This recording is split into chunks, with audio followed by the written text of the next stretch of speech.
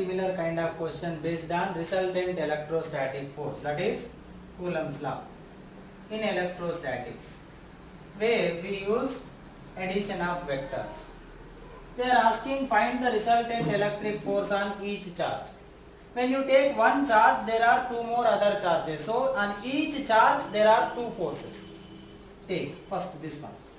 Between these two attraction.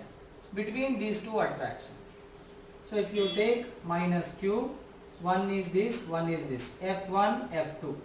And what is the angle between them? 60. Equilateral triangle. But both are equal. F1 equal to F2. How much? KQ square by L square. Two vectors, equal vectors at theta 60 degrees. Then what is the resultant will become? Root 3 times either.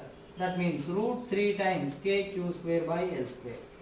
Or else you substitute in R square equal to A square plus B square plus 2AB cos theta, you will get it. Then this is the resultant force on minus Q. Similarly, you take this one. These two will get attract, but these two will get repulse.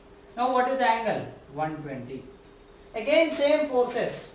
On this plus Q, there is one force F1, there is another force F2, but again both are equal. Same magnitude.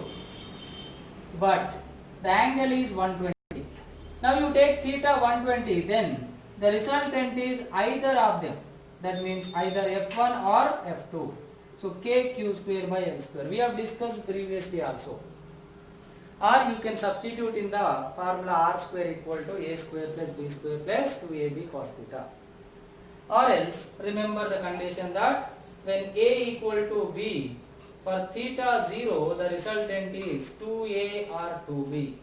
Theta 60 degrees means resultant is root 3 times A or root 3 times B. Theta 90 degrees means resultant is root 2 times A, root 2 times B. Theta 120 means resultant is either A or B. Theta 180 means the resultant is A minus B 0. Now if you consider this one, between these two attraction, between these two repulsion, same like this.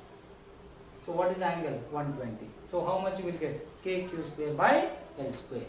So this is the way, when you consider one charge, the number of surrounding charges equal to the number of forces acting on it, so that you can go for the resultant. So this is how you have to use Coulomb's law and resultant of vectors, nothing but addition of vectors, to solve such questions.